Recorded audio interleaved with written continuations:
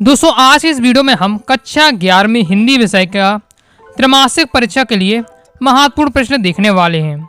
जैसा कि दोस्तों आप सभी को पता है, जल्दी हमारी त्रैमासिक परीक्षा स्टार्ट होने वाली है और आप लोग लगातार कमेंट कर रहे थे भैया त्रैमासिक परीक्षा के लिए सभी विषय के महत्वपूर्ण प्रश्न बता दिए।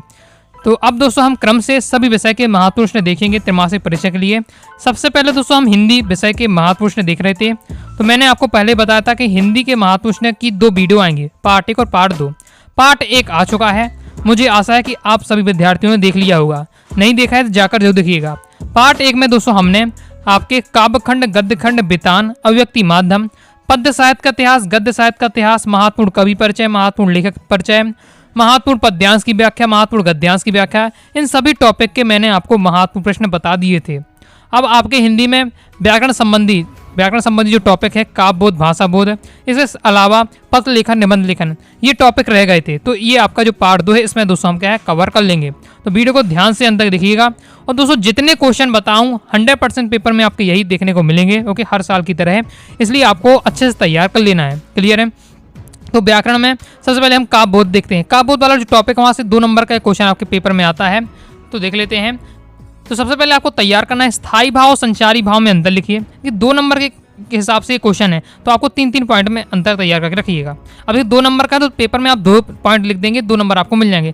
लेकिन फिर भी आपको क्या है 3 पॉइंट याद करना है, क्योंकि जब आप पेपर में रहते हैं तो क्या है टेंशन के कारण, ओके, आपको क्या है एक आध पॉइंट भूल ही जाता है, इसलिए 3 याद करेंगे तो कम से कम पेपर में आप 2 लिख ही पाएंगे। ओके, इसके बाद नेक्स्ट आपको रस की परिभाषा देते हुए उसके भेद लिखिए। ओके, भेद लिख लेना। और मैंने आपको पता है 10 के जो रस के आपके जो मेन 10 आपके रहते हैं, आपका वीर रस हो गया, करुण रस हो गया, श्रृंगार रस हो गया, विवश रस हो गया, ओके, वत्सल रस हो गया। तो ये सब आपके रस हैं। इन सभी की आपको परिभाषा उदाहरण सहित जरूर तैयार करके रखिएगा, क्योंकि पेपर में अक्सर पूछ लिया जाता है।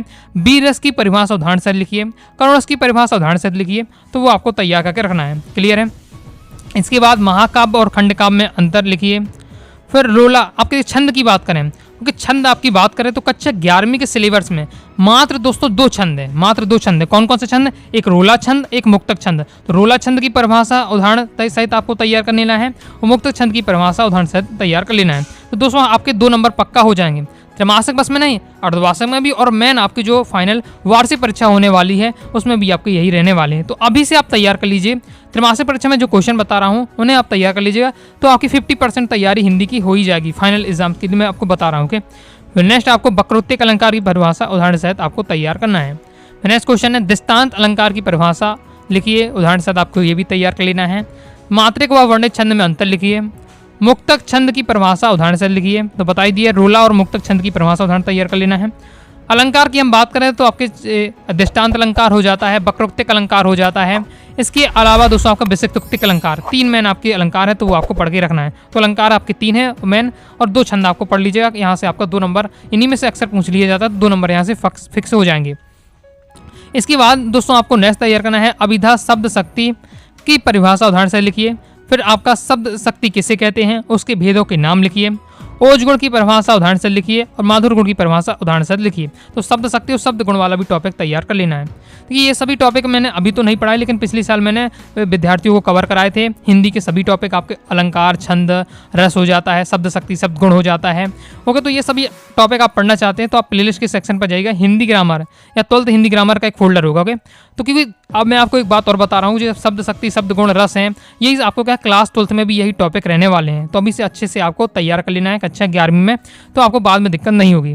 तो ये सब मैंने आपको पढ़ा दी। हिंदी ग्रामर की जो प्लेलिस्ट है वहाँ से जाकर आप ये सभी टॉपिक पढ़ सकते हैं मेरी लैंग्वेज में। ओके, इसके बाद नेक्स्ट आपको तैयार कर लेना है लक्षणा और व्यंजना शब्द शक्ति में अंतर लिखिए। देखिए अंतर पूछे जा रहा, तो अंतर में आपको क्या कर देना है, लक्षणा शब्द शक्ति की परिभाषा और व्यंजना शब्द शक्ति की परिभाषा उदाहरण लिख दीजिएगा, तो वही आपके अंतर हो जाते हैं। इसके बाद आपको विशिष्टोक्तिक अलंकार की परिभाषा उदाहरण लिखना है। ओके, इसके बाद नेक्स्ट देख लेते हैं, हमारा टॉपिक आ जाता है व्याकरण में भाषा बोध। तो भाषा बोध से हम बात करें तो यहाँ से एक 2 नंबर का क्वेश्चन आता है पेपर में, एक 3 नंबर का क्वेश्चन आपका आता है। ओके, इंपॉर्टेंट के साथ साथ मैं आपको पेपर पैटर्न ही बताते जा रहा हूँ।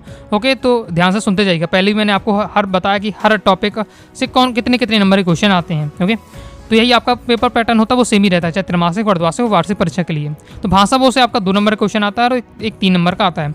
2 नंबर के लिए आपको मेन मुहावरे क्या है उदाहरण सहित लिखिए, लोकोक्ति क्या है उदाहरण सहित आपको लिखना है।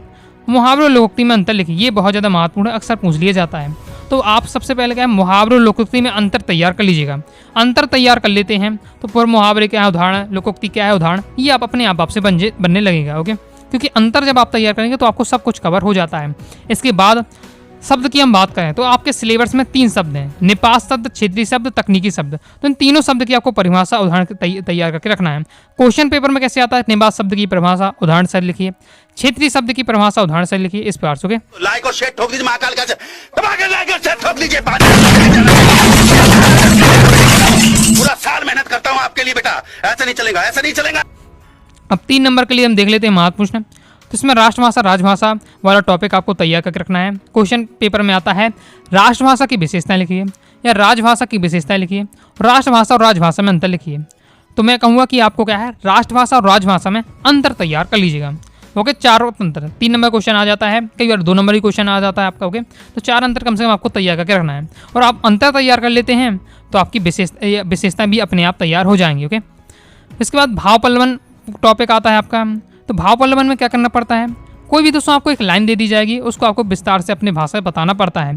जैसे साहित्य समाज का दर्पण है, बैर क्रोध आचार मुरब्बा है, इस प्रकार से आपकी लाइनें होती हैं। ओके, ईमानदारी सबसे अच्छी नीति है। तो इस प्रकार से कोई भी आपको इस पर लाइन दे दी जाएगी, कोई फिक्स तो रहता नहीं है, तो उसको अपनी भाषा में आपको क्या है 3 से 4 लाइन में आपको डिटेल से बताना पड़ता है। ओके, तो ये आपका रहता है, तो इसकी आपको प्रैक्टिस कर सकते हैं। इस बार नेक्स्ट आपका आता है वाक्य परिवर्तन के लिए, वाक्य शुद्धिकरण वाला टॉपिक आता है, वाक्य परिवर्तन वाला।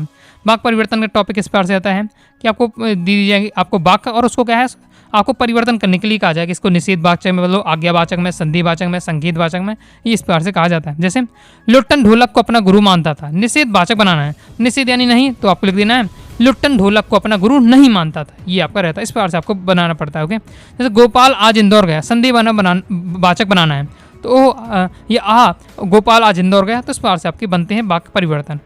क्लियर है, तो ये आपके हो जाते हैं आपके भाषा बोध से भी मैंने महत्वपूर्ण प्रश्न बता दिए। अब आपतित बोध वाला एक टॉपिक आता है, आपतित जिसे गद्यांश या पद्यांश हम कह सकते हैं, 3 नंबर का पूछा जाता है और सबसे आसान होता है। इसमें दोस्तों आपको कोई भी एक गद्यांश दे दिया जाएगा, अथवा में आपका पद्यांश भी आता है। ओके, उसको आपको पढ़कर आपको 3 क्वेश्चन पूछे जाते हैं, तो आपको उस गद्यांश को पढ़कर जो 3 क्वेश्चन आपसे पूछे जा रहे हैं उनके आपको उत्तर बताना है। तो उसी गद्यांश में से उत्तर उसके रहते हैं, तो छांट कर आपको उत्तर लिख देने पड़ते हैं। क्लियर है, अब देख लेते हैं पत्र लेखन। पत्र लेखन दोस्तों 4 नंबर क्वेश्चन आपका एक पेपर में आता है। पत्र लेखन का कौन कौन से महत्वपूर्ण है उसे हम देख लेते हैं। ओके, प्रॉपर दोस्तों अगर आप हिंदी सब्जेक्ट की मेरे साथ तैयारी करना चाहते हैं, इसका सॉल्यूशन भी मैं आपको पूरा, ये सभी टॉपिक मैंने क्या है आपके कोर्स में कवर कर दिए, हिंदी कोर्स में अच्छे से पढ़ा दिए हैं और पूरे सॉल्यूशन के साथ बताए हैं। तो अगर आप भी मेरे साथ तैयारी करना चाहते हैं प्रॉपर सॉल्यूशन के साथ, PDF मटेरियल जहां आपको पूरा मिलने वाला है, तो आप हिंदी के स्पेशल कोर्स को ज्वाइन कर सकते हैं। मैं तो कहूँगा क्लास 11 का पूरा बैच ज्वाइन कर लीजिएगा, 5 सब्जेक्ट की आपकी तैयारी हो जाएगी नाम मात्र की फीस पर। तो 90 39 53 44 79 इस दिए व्हाट्सएप नंबर मैसेज करके आप कोर्स के बारे में जानकारी लेकर या बैच के बारे में जानकारी लेकर आप क्या बैच को ज्वाइन कर लीजिएगा।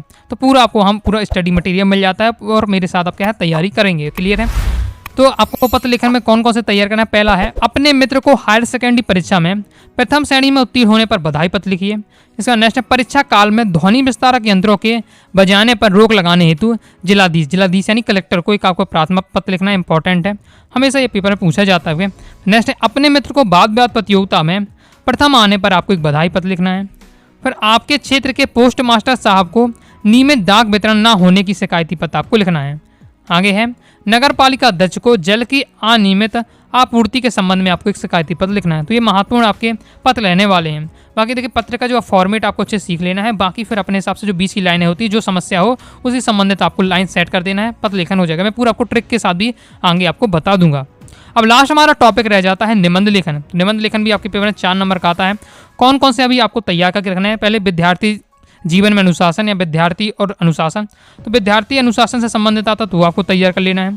इसके साथ नेक्स्ट आपको प्रदूषण से संबंधित तैयार करके रखना है, और फिर नेक्स्ट आपको तैयार करना है कंप्यूटर संबंधित, कंप्यूटर की उपयोगिता, वर्तमान युग में कंप्यूटर। ओके, तो ये ऐसे टॉपिक है, अगर 3 टॉपिक आप कम से कम तैयार करके रखना है तो एक ना एक टॉपिक आपका पेपर में आ जाता है और निबंध लेखन भी आप अच्छे से कर पाएंगे। तो ये टॉपिक आपको अच्छे से सीख लेना है, इनका निबंध लेखन क्लियर है। तो इस प्रकार से दोस्तों मैंने आपको कक्षा 11वीं के हिंदी विषय के सभी टॉपिक के को लेकर मैंने आपको महत्वपूर्ण प्रश्न बता दिए हैं। अब सॉल्यूशन के साथ अगर यूट्यूब पर ही वीडियो चाहते हैं तो कमेंट बॉक्स में आप जरूर बताइएगा, सपोर्ट रहता है, लाइक करते हैं तो जरूर मैं आपको क्या है आगे सॉल्यूशन के साथ वीडियो लाऊंगा और समझा भी दूंगा।